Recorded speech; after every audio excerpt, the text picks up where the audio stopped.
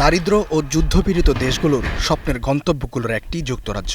সিরিয়ার গৃহযুদ্ধ বা তারও আগে সুদানসহ সংঘাত কবলিত আফ্রিকা কিংবা যুদ্ধ কবলিত বর্তমান ইউক্রেনের বহু মানুষের ঠাঁই মিলেছে লন্ডন সহ যুক্তরাজ্যের বিভিন্ন দেশে,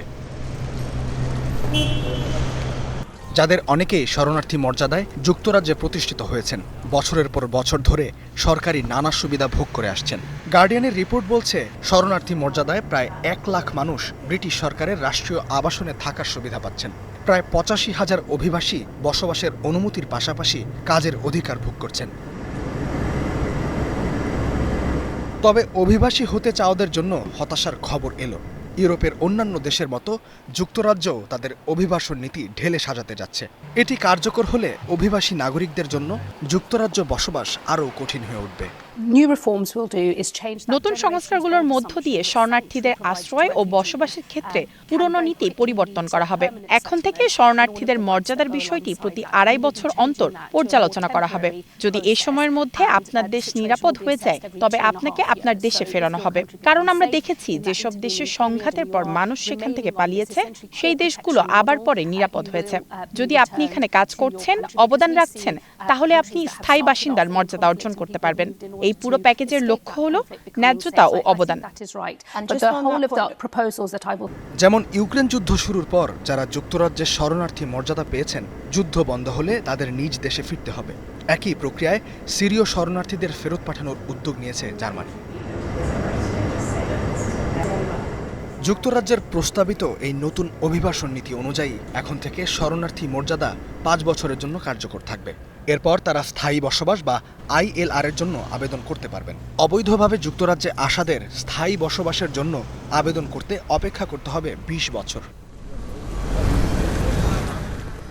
যুক্তরাজ্য হোম অফিস ঘোষণা করেছে, অবৈধভাবে আসা ব্যক্তিদের বয়স যাচাই করতে কৃত্রিম বুদ্ধিমত্তার ব্যবহার করা হবে। তবে এতে শিশুদের ভুলভাবে প্রাপ্তবয়স্ক হিসেবে চিহ্নিত করা হতে পারে বলে সমালোচনা চলছে। সব মিলিয়ে ডেনমার্কের মতো কঠোর অভিবাসী নীতি গ্রহণের পথে হাঁটছে যুক্তরাজ্য, যার সমালোচনায় মুখর ব্রিটিশ নাগরিকেরা। আমি মনে করি এটা সঠিক নয়। অভিবাসন দরকার, কারণ পশ্চিমা দেশগুলো অন্য দেশে বিশৃঙ্খলা ও ক্ষতি সৃষ্টি করেছে। এ কারণেই সেই দেশগুলোর মানুষ এখানে আসতে বাধ্য হচ্ছে। আমার নিজের পারিবারিক ইতিহাসও এমনই।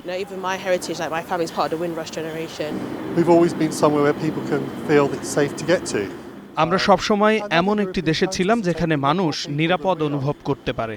অন্য ইউরোপীয় দেশগুলো আমাদের চেয়ে অনেক বেশি মানুষ গ্রহণ করছে। ভুল তথ্যের কারণে এটা হয়েছে। লেবার পার্টিকে আরও কঠোর হতে হবে।